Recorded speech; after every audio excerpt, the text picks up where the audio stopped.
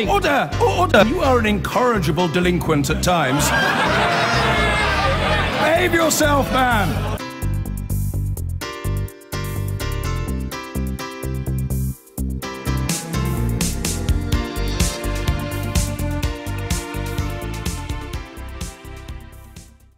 In the last hour, Theresa May has been facing her MPs, admitting that she's got the party into a mess and promising that she will get them out of it. It's not the only sign of the challenges the Prime Minister faces. For the first time in recent memory, the Queen's speech, in which the government lays out its plans, could be delayed. It may have to be postponed from next Monday as the government negotiates a deal with Northern Ireland's Democratic Unionist Party to give it a majority in Parliament.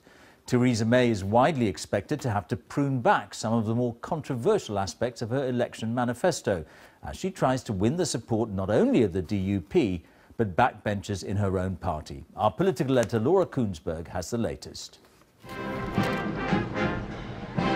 The band plays on in Theresa May's backyard. Strangely, business as usual at the back gates. Hello, Chief Whip, how are things going? Can the Prime Minister stay on, do you think? Does she have the confidence of her party? Of course she has. But at the front, events in number 10 are far less regimented. Do you have confidence in Theresa May's leadership, Secretary of State? Excuse me, Laura, thank you. Do you have confidence in the Prime Minister? Do you think she can survive this? Do you have confidence in the Prime Minister after the election? Arriving for the first cabinet since the election, not all ministers are ready publicly to say yes. Do you have confidence in the Prime Minister, though? Absolutely. Having lost the Tories' majority, Theresa May needs to convince her cabinet colleagues she is still right for the job. They look like they need to convince themselves. I've had some very productive discussions with the DUP. The Tories' hopes of getting anything done lie in a deal with Northern Irish MPs. It's not even clear yet if the Queen's speech, the official start of the government and its business, will go ahead as planned next week. I think that the details of the Queen's speech, the substance of the Queen's speech is what matters. It's been known for some days that we are seeking an agreement with the Democratic Unionist Party that will provide the stability in parliamentary votes that will allow us to do the many important things we need to do. Some loyal supporters were trying to cheer Theresa May up. But the fact that scores of newly elected Labour MPs are arriving here and old Tory MPs departing means Theresa May is going to have to change, whether she likes it or not. She is a weakened Prime Minister with no majority in this place, and that means any of the more controversial ideas in her manifesto will bite the dust. It's probably goodbye to more grammar schools, probably an end to the idea of tightening up pensioner benefits. The simple truth, Theresa May can't guarantee she'll get her way. I think it would be great if she now gets the government in place, which she started to do yesterday, and starts these negotiations, and then she can then herself make any decisions about the future. There are demands too to shift on her approach to the biggest policy of all, how we leave the EU. Cabinet ministers have told me there has to be a change of tone. Perhaps a change of priorities too. You know, there's a lot to discuss, a lot to dissect, but we do have to make sure that we invite other people in now. This isn't just going to be a Tory Brexit, this is going to have to involve the whole country. She was putting forward one vision. You and others are now telling her it has to change. A majority Conservative government was putting forward a vision, and we're no longer a majority Conservative government. We are going to have to work with others. That means that we are going to have to invite people in and try and take more people with us, and I think that can be a positive step. The immediate sense of danger to Theresa May seems to be slowing, but she's vulnerable, having to answer to colleagues in Parliament having failed to persuade the country. Gentle turmoil, while the routines and rhythms of this place stay the same. And we can talk to Laura now. Laura, I gather this meeting with backbenchers is still going on. What more can you tell us? You're right, George. She's still in there now taking questions from MPs after an opening short speech to them where to Tories, many of whom were furious about what happened with the election. She apologised directly to them. She apologised to colleagues who had lost their seats. And she also said, I got into this mess and I will get us out of it. I understand it's not just this group of MPs that she's apologised to. She also apparently apologised to the cabinet earlier this afternoon, said she was responsible for calling the election, she led the campaign and she is sorry.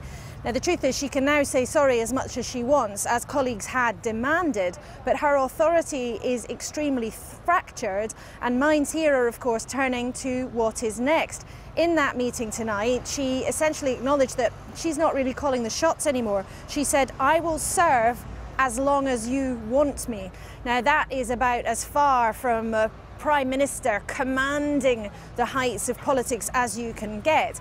However, in terms of the immediate roar after the election where some MPs were coming out, a small number, but some going public and saying it was time for her to go, that does seem to have faded.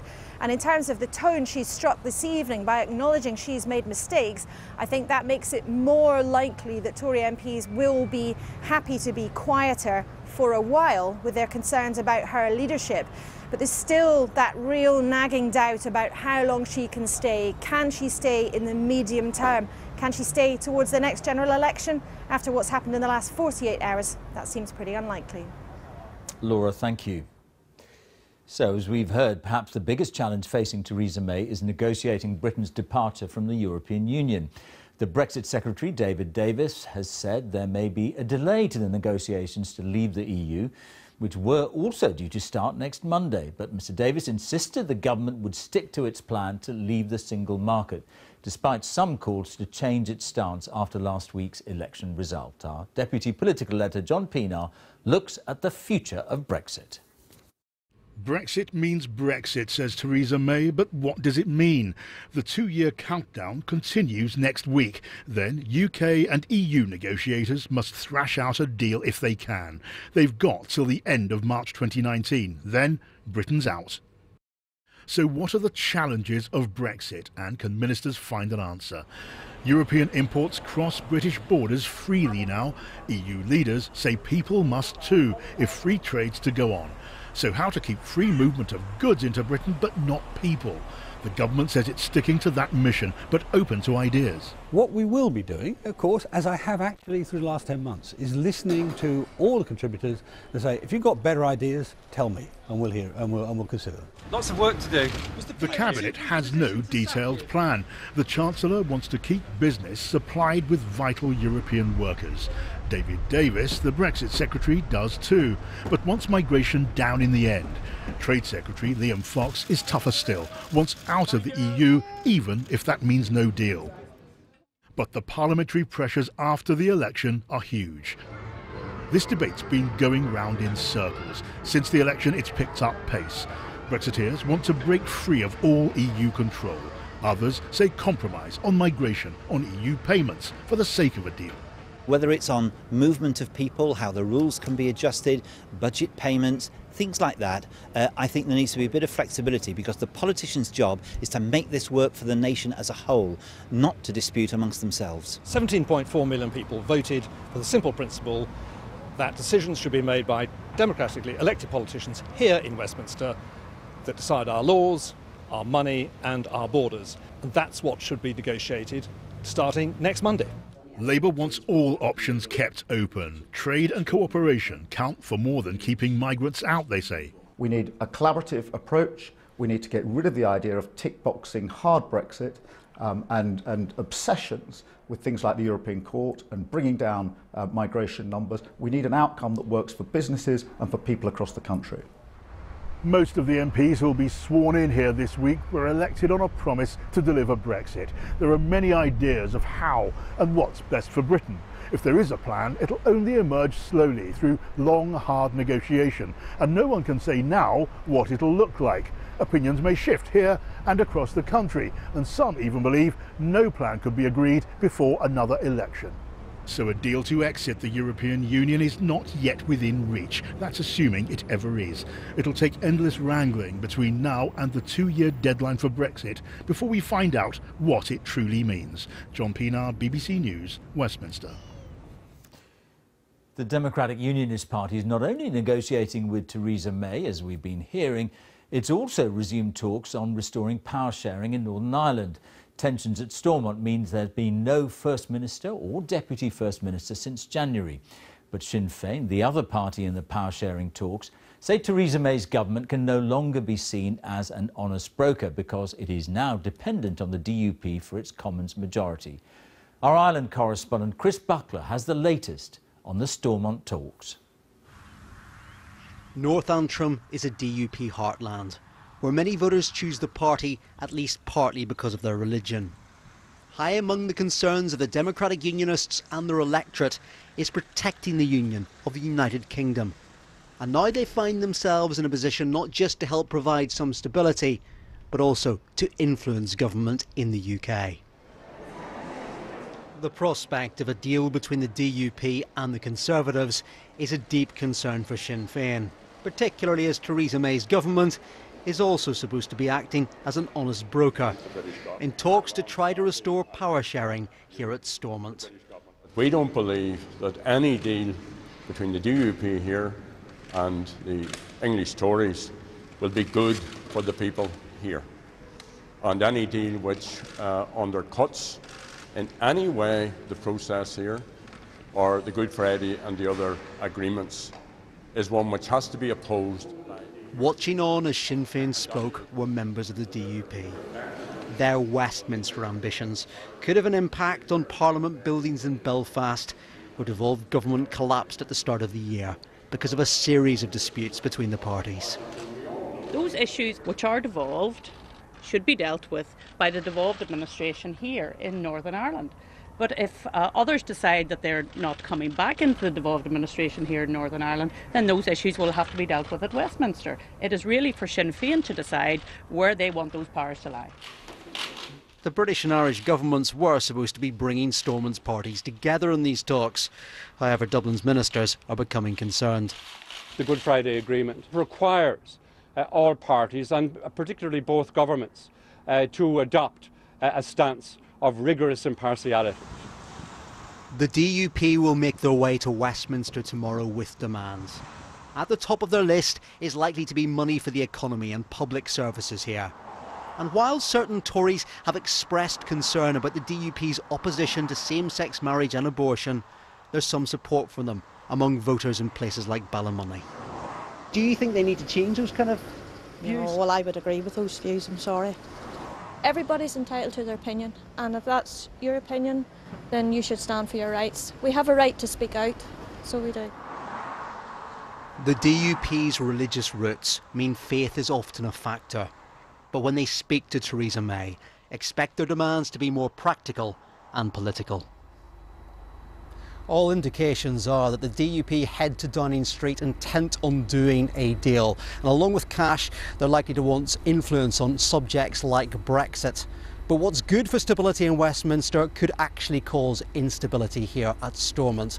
Now, a short time ago, the Northern Ireland Secretary, James Brokenshire, gave a statement in which he said the two issues are completely separate. But he wouldn't take any questions from reporters. Perhaps a sign that the Conservatives do feel a little caught in the middle, and perhaps in a rather uncomfortable situation where two negotiations could cause problems for each other. Many thanks, Chris.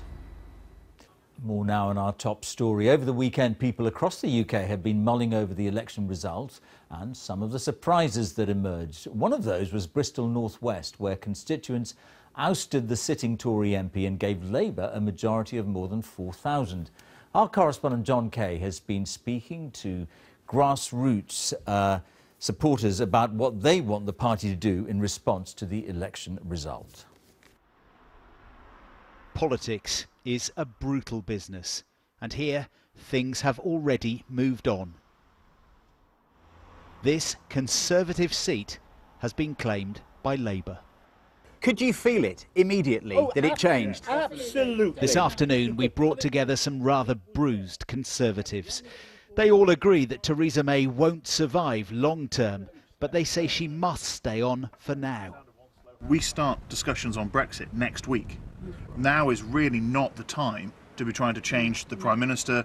How much credibility does she have at the negotiating table for Brexit if everybody is saying, well, she can be the leader for the next couple of years, but probably not beyond that? She's still the Prime Minister of the 5th largest economy in the world. They have to take her seriously. For some, it's loyalty. For others, a case of needs must. But they do agree that after Mrs May's campaign, they need to think about who comes next. What do you want in a leader? A good orator, someone with charisma, someone who excites people, excites young people. It's so important. And maybe she lacked that. Who would you have instead? I mean, I've gone through the options in my head and I keep coming back to Boris Johnson just because even if you hate him, he's quite persuasive and we need someone to sort of counteract Jeremy Corbyn. They say the manifesto went down badly when they were going door to door here in Bristol Northwest, and that the Conservatives need to think about principles, not just personalities. In the meantime, let's do some real soul searching. If we don't have an ideology, if we don't have something, if you don't have roots that you can go back to, if you don't have an ideology which people can clearly understand, we will lose to Jeremy Corbyn, because at the moment we look like a soulless party which is just based around one woman's leadership and getting on with the job. They told me they want Mrs May to involve the grassroots more, as Jeremy Corbyn has in his party. I want more control from members at Bristol level, national level, and I think that I want a leader that will listen to us and act. Do you feel you've not been listened to? Oh, sorry, but we haven't been. People buy into visions for the future, a country that they can be part of. They don't buy into we're not Corbyn, we're not socialists, vote for us. It is still very raw. These are not conversations Tories here were expecting to have.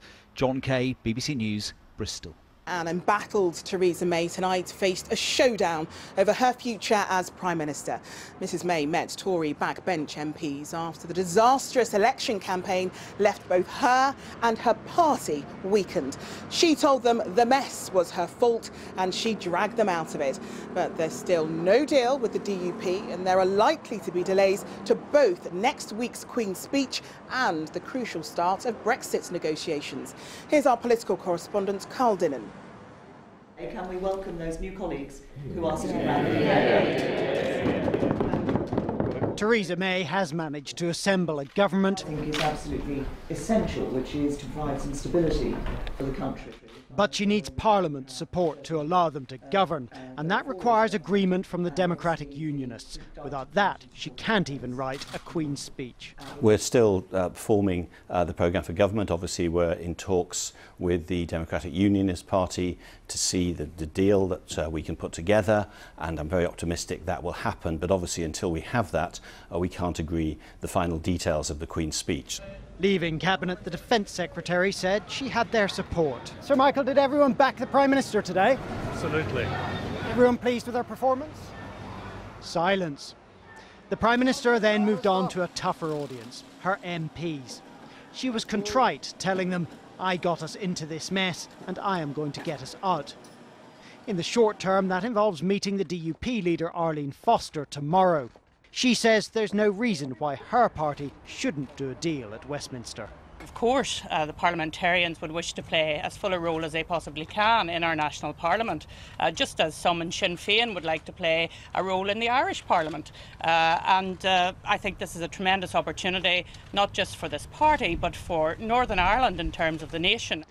But the DUP is more socially conservative than most Tories, which has worried the Conservatives' rising star so much she has sought assurances from the Prime Minister, in particular on gay rights. There is an absolute commitment, and it was reaffirmed right around the Cabinet table today, as well as in a private meeting with the Prime Minister, that there will be no rollback of LGBTI rights in the rest of the United Kingdom, and we'll use our influence to help promote LGBTI rights and women's rights in Northern Ireland itself. And that had unanimous agreement around the Cabinet table and in that private meeting with the Prime Minister. The Queen's speech and the start of Brexit talks were due next Monday. Now both may be delayed. The speech could even clash with Royal Ascot, leaving the Queen staring at a different set of horses from those she might have hoped. Carl Dinnan, ITV News, Westminster. Well, while the exact date of the Queen's speech isn't certain, what is clear is that it will contain significant changes. Mrs May's manifesto plans for pensioners, grammar schools and Brexit will have to be either scrapped or watered down, as our political correspondent Libby Vina explains. A plan for a stronger, fairer, more prosperous Britain. Well, that was the idea, but the election result means much of the plan is being ditched. New grammar schools are unlikely to feature. Mrs May had seen them as part of an education revolution, but many Tories, such as Neil Carmichael, who lost his seat, saw them as a backward step. We're imagining that there was some sort of vista back in the 1950s or 60s which matched the idea of leaving the European Union and Britain sailing across the blue seas, and with a few grammar schools to boot. That's just not what modern Britain is about. Plans to remove the pensions triple lock and means test the winter fuel allowance are also expected to be dropped. The flagship policy on social care may go too. Dubbed the dementia tax, it caused uproar and a U-turn by the Prime Minister. I don't think the social care policy is ready to be put into the Queen's speech. I think we need to take much more time to consult and really understand the detail of what we're going to do and how it's going to impact on different kinds of pensioner households. The speech read out by the Queen in the House of Lords next week on behalf of the government will be very different from the one originally envisaged by Theresa May. Headline policies are being dumped, while others are likely to be altered at the request of members of her cabinet, backbenchers and the DUP. Brexit plans will feature, but it's possible a so-called hard Brexit may become a soft one. MPs won't support Mrs May walking away without a deal. It's going to be more difficult for the government in a minority to be able to convince MPs that they should accept no deal. And plainly, that if it would have to be absolutely explicitly clear that the deal being offered was significantly worse than no deal. Having sidelined colleagues in the election campaign, Mrs May now has little choice but to swallow hard and listen to them. Libby Vina, ITV News, Westminster. The delays and disarray are heaping yet more humiliation on Theresa May, who is still to reach a deal with the Democratic Unionist Party. Well, Neil Connery is in Belfast for us tonight. Neil, are we any closer to understanding what the DUP's demands actually are? Well, all eyes certainly are going to be on this meeting between Theresa May and Arlene Foster tomorrow. The DUP leader stating again today that she wants any deal to result in stability for the whole of the UK. But as you say, what is the price that the DUP is going to extract here? They've talked about wanting to see a lowering of the corporation tax. They want to see a soft border with the Irish Republic after Brexit. They want to see a keeping of the winter fuel allowance and the pensions triple lock as well. But many people here are asking what it all means for Northern Ireland, because of course we had talks today resuming to get the power sharing institutions back up and running, and people are wondering what a Conservative DUP deal is going to mean for the British government's role in brokering those talks. We don't believe that any deal between the DUP here and the English Tories will be good for the people here, and any deal which undercuts in any way the process here, or the Good Friday and the other agreements, is one which has to be opposed by progressives. Well, the DUP must be feeling that all their Christmases have come at once. All the signs tonight are that we are edging towards the announcement of a deal in Downing Street tomorrow. OK, Neil, thanks very much. As you can see, our political editor, Robert Peston, has joined us now. Robert, that 1922 committee has just finished. Yeah. So how did Mrs May fare?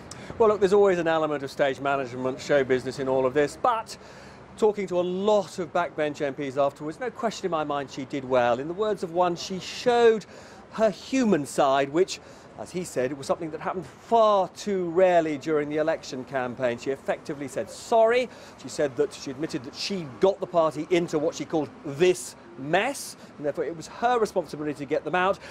And she said she would serve only for as long as Tory MPs wanted her to do so. Now, for me, the most important thing she said was that she was going to learn the lessons of the general election campaign, in particular that voters wanted more money into schools, public services in general, hospitals, childcare. So I think we can expect the government to be more generous in that respect.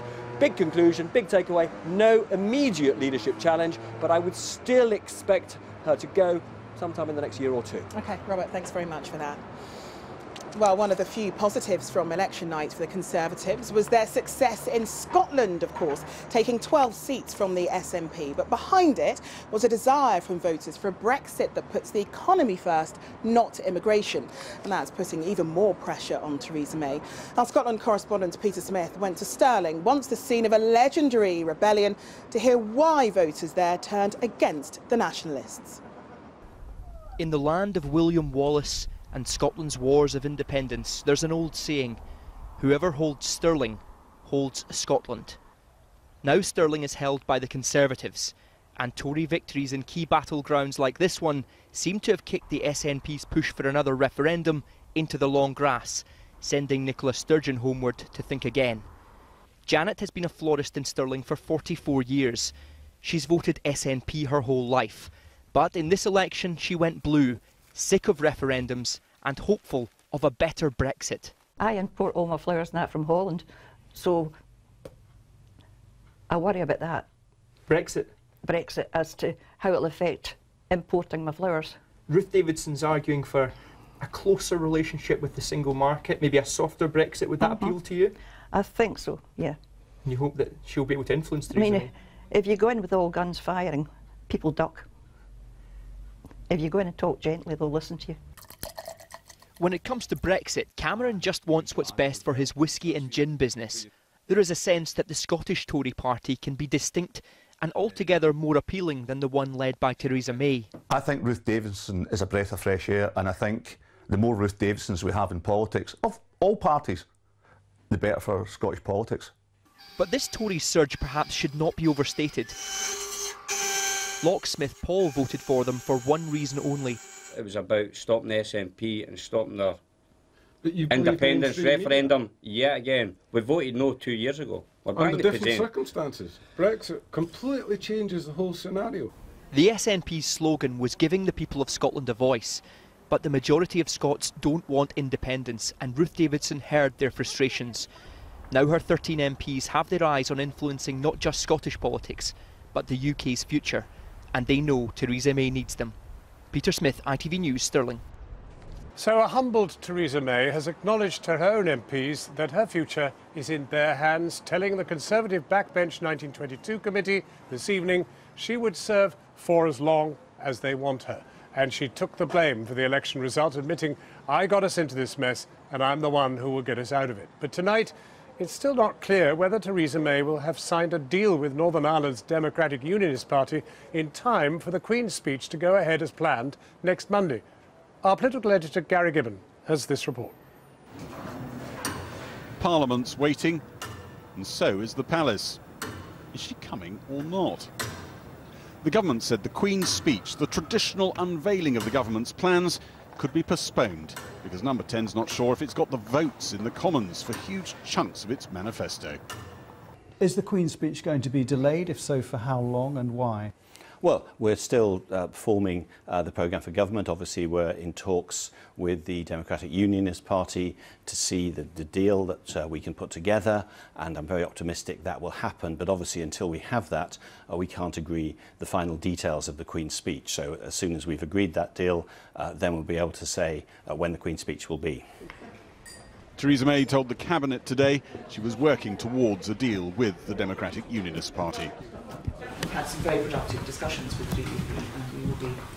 Those talks continue tomorrow when Mrs May meets the DUP leader Arlene Foster face-to-face to agree what can and can't go into the Queen's speech, given that the Tories were denied a majority last week.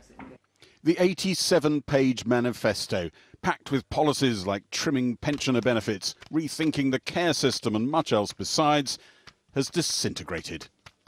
There will be Brexit measures in this Parliament, attempts to change the law on security, mental health, housing, technical education, but maybe not a lot else. Coming together today, can we welcome those new colleagues who are sitting around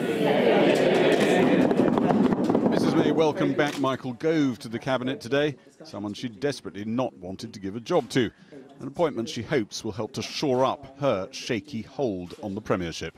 Will Theresa May still be Prime Minister by the end of this year? Yes. And beyond, into 2018? Yes. Full 5-year term? I'm not going to go through a conditional set for you. All right, okay. I genuinely have no idea. I think this evening... How long Theresa May can stay in office? Yeah, it's a great situation, isn't it, to end up with after that campaign? Well, yes, it is. Strong and stable? Strong and stable, yeah. I mean, George Osborne, for understandable reasons perhaps, said that she was a dead woman walking. I don't think that. I mean, to use a military analogy, I think she's walking wounded. I think, she's still on the battlefield, but she's been wounded. This could be a zombie government, couldn't it, with very little legislation, focus on Brexit, not much else. Well, it could be. Theresa May spoke to Tory backbenchers this evening. One senior Tory said they wanted her to accept the blame for the election and prove she'd got the message she needed to change. She tried to win them over, repeating what she'd told the Cabinet this morning. I'm the person who got us into this mess, and I'm the one who will get us out of it. She added, I will serve as long as you want me. For some Tories, her most urgent task is changing tack on Europe. I think the general election result has now changed the terms of reference for Brexit. People want a pragmatic Brexit, not an ideologically driven Brexit, which would not be in the national economic interest. In the new House of Commons, the combined forces for soft Brexit look on paper like they outnumber the hard Brexiteers.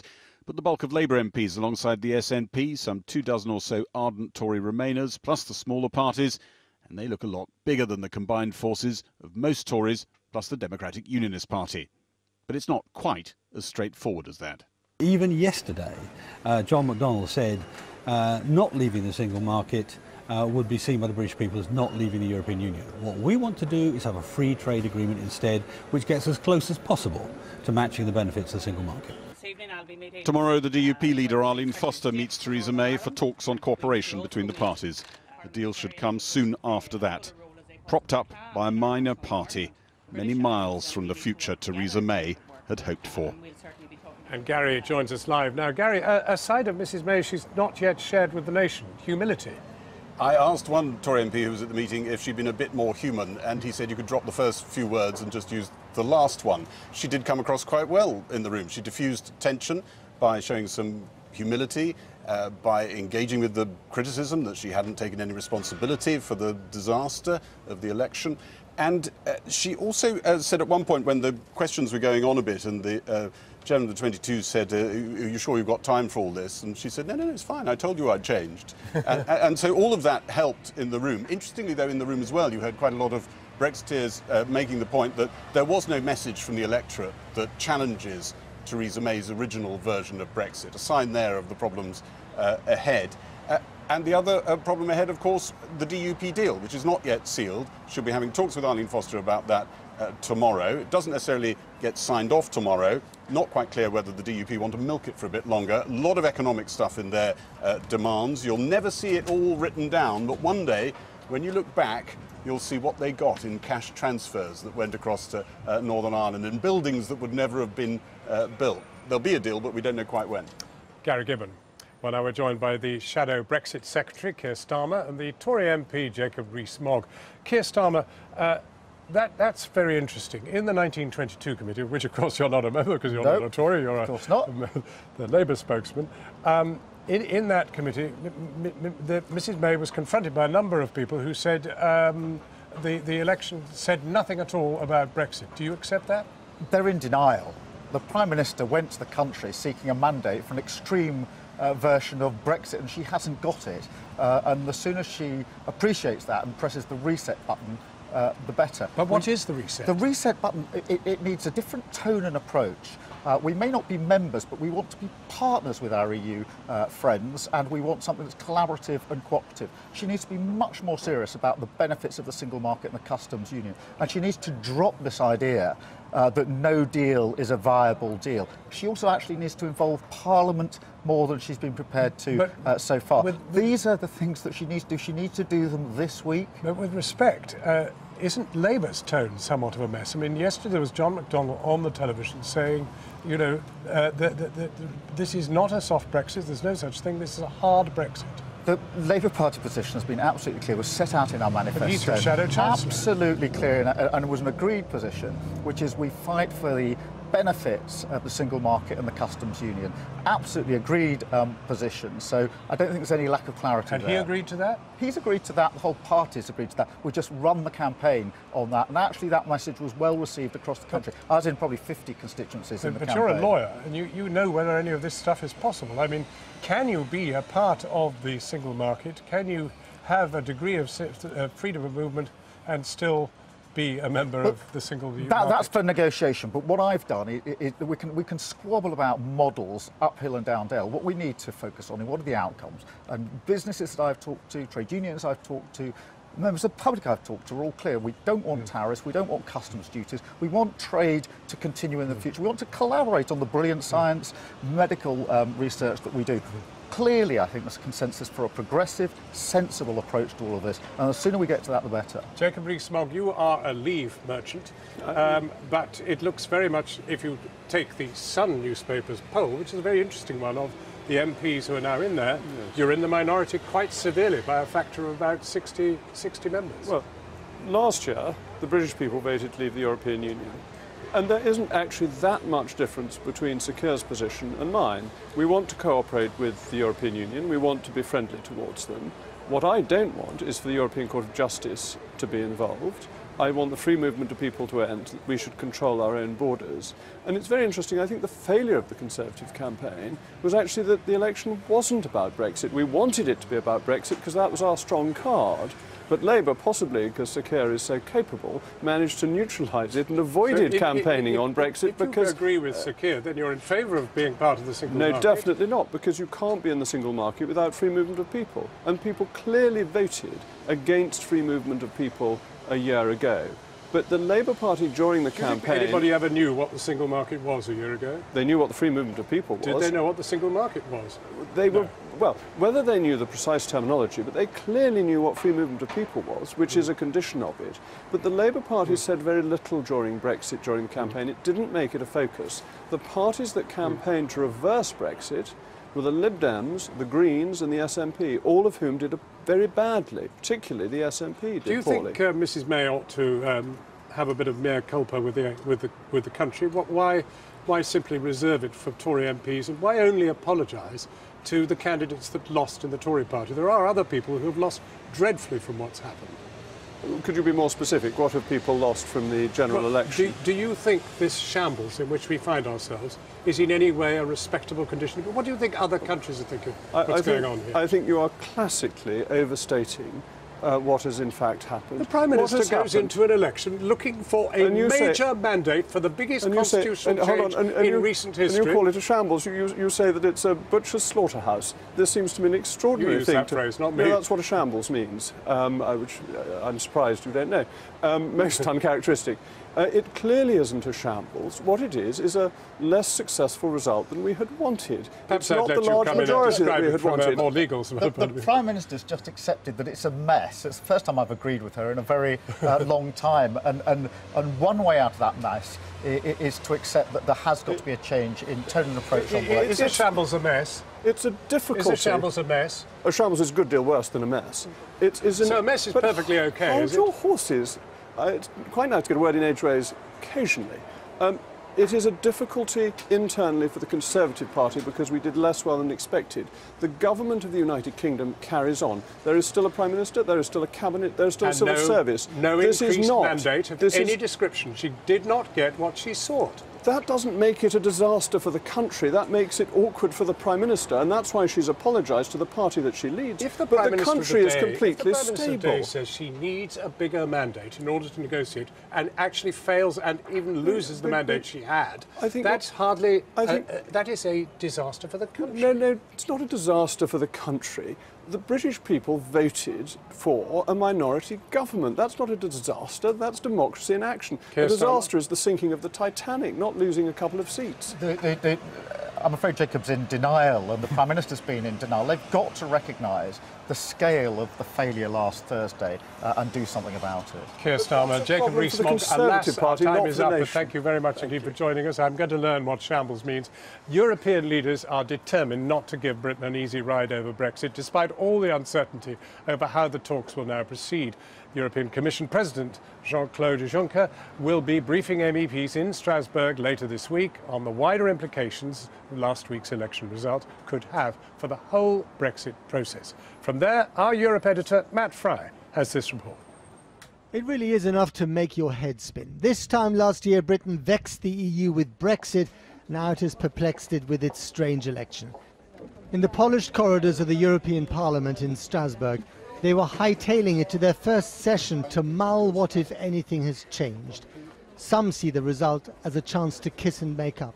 We need the UK people in Europe, the young and the people of UK in Europe. I'm one of those that if we divorce, I hope it's a soft divorce and we get a good arrangement. People here are far too polite to crow on camera, but this veteran MEP from Portugal believes that hard Brexit is now toast. I think there's no room for that. That's what the British people with these results clearly said. But what about and you? it will, of course, say? because the position of whoever is negotiating for Britain is much weaker now than before. So I would say this is indeed better because it will help us negotiate a better Brexit deal that is better for Britain and therefore is also better for the EU. Earlier in the day, when the chamber was as silent as a mausoleum, I met up with Sophie Inderveld, Vice President of the Liberal bloc in the Parliament and one of the key negotiators on Brexit. This was her reaction to events in London. Concern and perplexity. I think everybody's very worried because we need a stable British government with a strong and clear mandate to start negotiations. The clock is ticking. We have to start working. And also perplexity because that sense of urgency doesn't seem to be reflected in the UK. So you still want talks to start next Monday? As quickly as possible. You know, the EU is ready, it's done its homework. We have a period of 2 years, which is extremely short. Europolitics is a jungle, and after the elections, Britain is seen here as low-hanging fruit. There's plenty of schadenfreude to go around, and if Britain wants a better deal, maybe a softer Brexit or nudge into the single market, then these people here are still going to say, you need to stick to all the 4 core principles, and that includes freedom of movement. He, for one, will insist on it. President Macron, basking in yet another victory. His freshly minted party is on course to win a landslide in the French Assembly, making his government genuinely strong and stable. He wants to sacrifice Brexit Britain on the altar of a rebooted EU. Once again, it's all about the Franco-German alliance at the heart of Europe. So what better place to return to than picturesque Strasbourg? This place was like a ping-pong between France and Germany. It changed hands 5 times in 2 centuries of bloodletting. The mighty Rhine next door is no longer a border to be fought over, but a warning from history. And that makes the EU not transactional, but visceral. I have to say that every MEP I spoke to today was genuinely enervated by the idea that they don't really know who they'll be negotiating with in 4 months' time or a year's time. Will it be Theresa May? Will it be Boris Johnson? And whenever you mention his name as a possible British Prime Minister, well, you get a whole range of reactions, none of them particularly favourable, I have to say. Now, a couple of things to add. Whenever I talk to them about a single market, a nudge into the single market, and what would that entail for Britain, they were all absolutely clear. You cannot be a member of the single market if you do not allow the freedom of movement. They simply won't give in on that, because if they do, and if Britain is seen to be cherry-picking, then they fear that other countries might get a similar idea. They don't want to go there. Here's the other point. They would think it's a really good idea if the negotiations start next Monday in a week's time with a commitment from Britain to safeguard the rights of EU citizens living in the UK. The same would then happen on the other side. That is an absolutely essential gesture of goodwill, and so far there's absolutely no sign that that will happen. So yes, it is a shambles as seen from here in Strasbourg, and what they're saying is that we have the time on our side, you only have the clocks. I've been